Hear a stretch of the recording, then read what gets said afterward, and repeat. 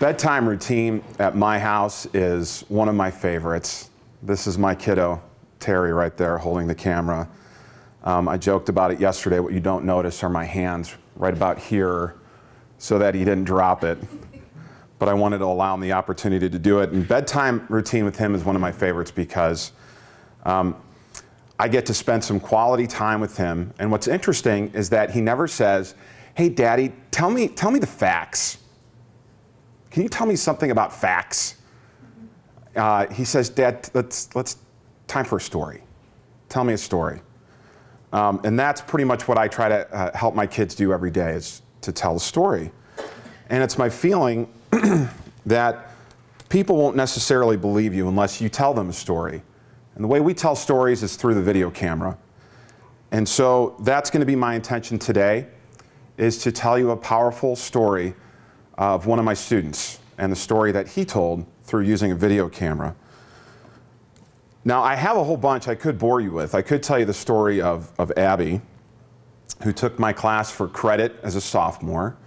She fell in love with it and is now on a full-ride broadcast journalism scholarship at Ithaca College in New York, and will be interning for the Olympics and NBC here basically right now.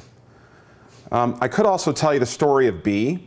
Bee was a musician at heart. Her passion was music until she took my class for credit. And now she just graduated and is going off to DePauw University on a media fellowship. She also had a chance to go to the White House last year and interview Michelle Obama. The history of blues music in February, they were celebrating at the White House, and she got to report from the White House, blog, and then do a short video on it, which was pretty amazing. I could also tell you the story of Joe. Joe is one of my all-time favorites. Joe, who this is when he was about 16, but looks about 35, came to me as a freshman in my Journalism 1 class, didn't know how to write. Then he liked video. He made films and short films with his friends at home. And he too took his act to the next level and is now going in his junior year at USC's film school, getting ready to produce his 4th feature film. But what is even just as exciting was because of the work that he did at our school, he'll be a live producer for the USC's television broadcast station 5 nights a week, basically doing a Jay Leno, Conan O'Brien television show every night as the executive producer, which is pretty cool. But instead, I'm going to answer the 5 W's and the H for one other student. The most near and dear questions journalists must answer, and that's how I'm going to tell you this story. So who this story is about is Jake. He's a former student of mine who I had for 3 of his 4 years in high school. The story takes place, started back in 2008, and it's continuing on. It started in St. Louis, where we live. It reached all the way to Atlanta, and then overseas to Haiti. The story is about motivation, it's about inspiration, it's about adversity, it's about vision. And it's even more than that as I continue on a little bit later, which is why I'm really here this week to talk to you. It's about opportunity. It's about how did Jake find his calling, and it's why this story is significant. Why is it significant? So let's go back. Let me begin. Let me talk about Jake. The story started rather simply, to be honest. He was a young sophomore that was a transfer student to our school. He had taken a video class in his former school, and he thought he knew it. He thought he was going to come in and probably teach me a few things. So I allowed him to try and do that. And about halfway through the semester, he was failing miserably, doing it his way. Now, in my course and program, you have to receive a B or above to move on to the advanced level class, where he could make films, which is what he wanted to do. So a call home to mom and dad, a little redirection, and he decided to follow the rules the rest of the way, and he did receive the B and move on to our next class. So that kind of talked a little bit about what motivated him. He needed a kick in the pants, so we gave him one. that wouldn't be the only one he would need. And I was happy to supply that for him, as he'll tell you. Jake was, though, one of the most gifted and talented students I could tell when it came to cinematography. He had an eye for the camera. He had one of those talents and abilities you just can't teach. He just knew how to look at things. He saw color and light. He was amazing at that, and he was amazing at editing. Not because of what I was teaching him, and not because of what he found online. He just played with it. He just got it on his computer, on his laptop, Final Cut Pro, and he just played with it. And he learned by error, mostly. But he was determined, and he became one of the best editors. He was still searching for his niche. So as he moved on in my class, he was a sports guy. He used to be on the football team, so he wanted to do a documentary on the football team. And he followed them around for a week, did a kind of behind the scenes on the football team leading up to the big Friday Night Lights game. It was a really cool documentary. It did win a couple of awards, and so now he was ready to go. But he still quite wasn't sure what he wanted to do with that. But my premise to my kids is always, and my mantra is, the work that you create within the walls that you create extend well beyond the work that you're creating. And so he was buying into that, but he wasn't quite sure. In the summer of 2009, Jake came to me and said his uncle, who was a headmaster at a private school in Atlanta, was headed to Haiti. And I asked him, well, why is he going to Haiti? He said, well, they've helped supply money to build some schools over in Haiti. And they were getting ready to open their third school. They were going to go in June for the opening of it, and he invited Jake to go along with him and videotape it if he wanted to. So when he came to me and said, Mr. Goble, can I take a camera to Haiti? I said, sign this release, taking your full responsibility for lost, stolen, broken, ruined, and yeah, I'll let you take a camera to Haiti. Well, that was the first opportunity. He was floored that I was at least saying yes. But I thought this could be an amazing opportunity. So that's what he did. Over the course of 3 days, Jake accumulated 30 hours of footage, and he filmed everything from the desolate and poor conditions of all the cities and towns that they traveled. He took footage of 5-mile hikes up the mountain where the school was being built. He interviewed the main people involved with the opening of the school. The one right there, that's his uncle. And then the headmaster of the school in Haiti. Then the day came for the ceremonial opening. It was an incredible opening of this school. This village all came together, and it was beautiful. And the clothes, these are the nicest clothes these kids would ever see, or have ever seen. Supplied by the school from Atlanta with the money to purchase that. These kids were so excited to walk into this brand new school, and he captured it all on camera. Jake came back to St. Louis and spent the next 7 months editing his video footage.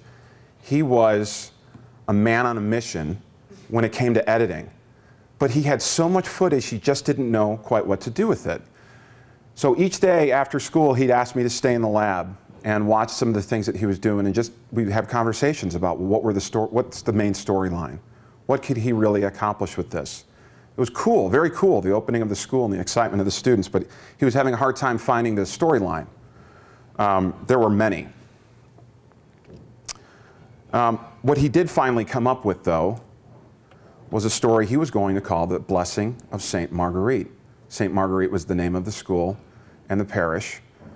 And this is a photo image that he worked on and he created. And it was a great story of how education could hopefully change the culture in Haiti.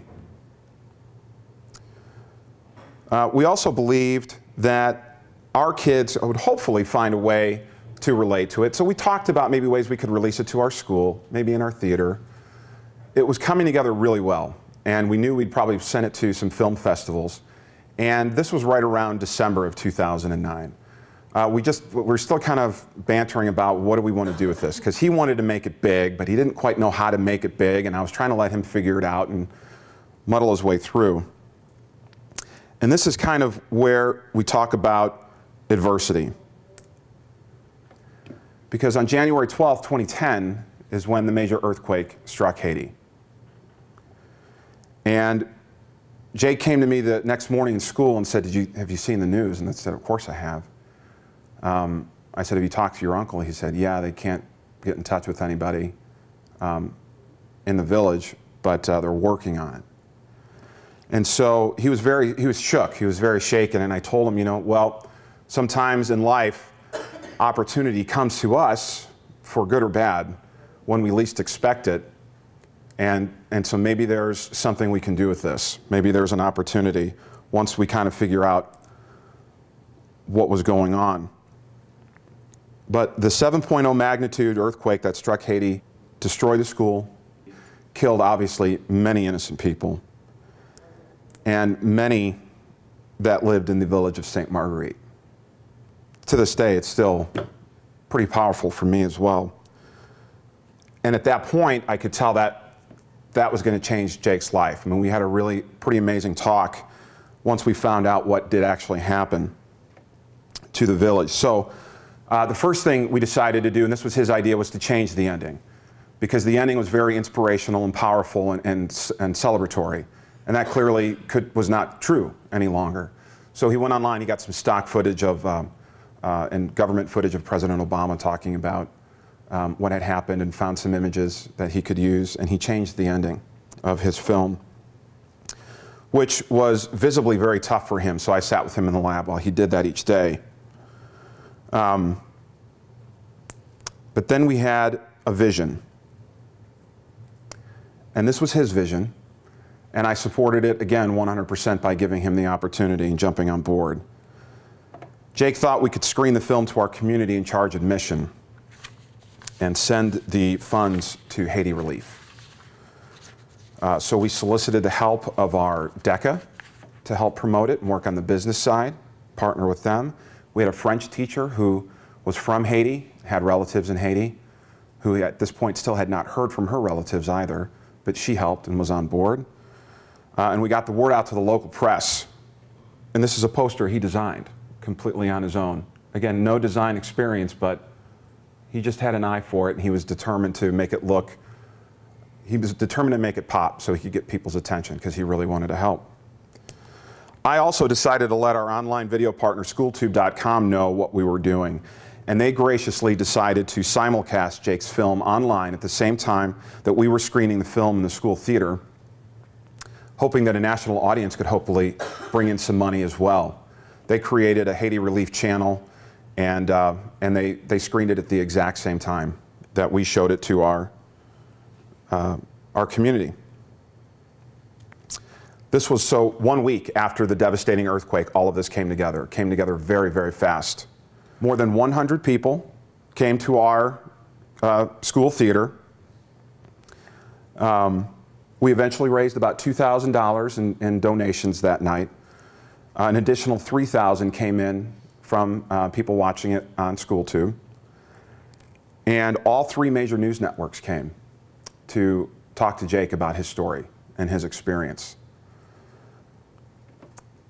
After the film, one of our history and African American studies teachers, Rob Good, said that Jake was able to find the common humanity, and it was incredibly well done and hard to believe that a student produced this film. And I agreed. This is not your run-of-the-mill average shaky cam documentary. It's very powerful. After that night, Jake told me what he wanted to do with his life. He wanted to travel the world and tell powerful stories through documentaries. And true to his word, Jake is now entering his junior year of college, studying filmmaking, and that's what he wants to continue to do, is to produce powerful stories through documentaries and using video. So my message to you guys, a couple I guess, the power of video is immense. It's beyond the technicalities and the nuts and bolts of how to use software and the way to operate a camera. It's much greater than that. And as storytellers, you guys know that. This is just a different form and medium that our kids really enjoy.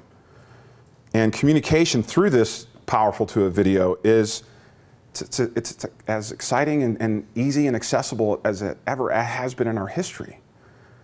And I believe we're in the midst of a revolution where we need to allow and offer our kids opportunities to use video in any way, shape, or form that they would like to try, and support that, their need for that. If you would like to screen Jake's film, and I think it's still in Red Rock 6. I think they moved it actually in here tonight now as Red Rock 7. We're going to screen it this afternoon at 3 o'clock. It's about 28 minutes long.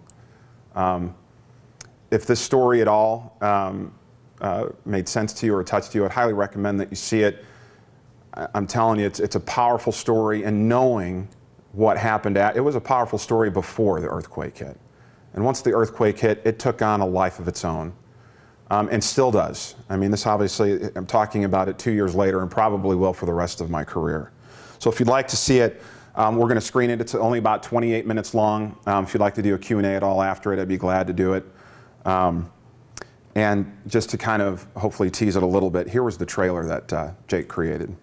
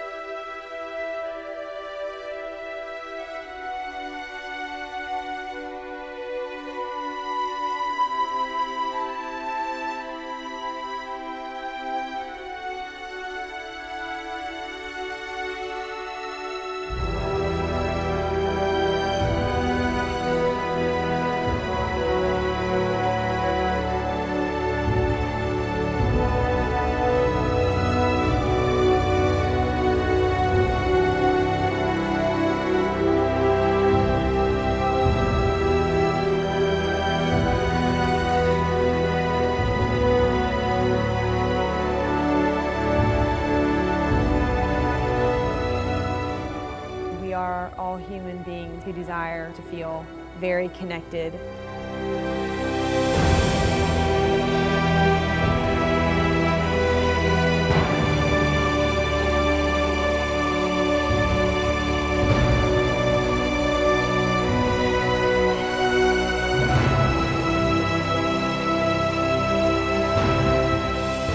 Only God will continue to bless all of you, and I hope God will continue to bless Haitian people as well.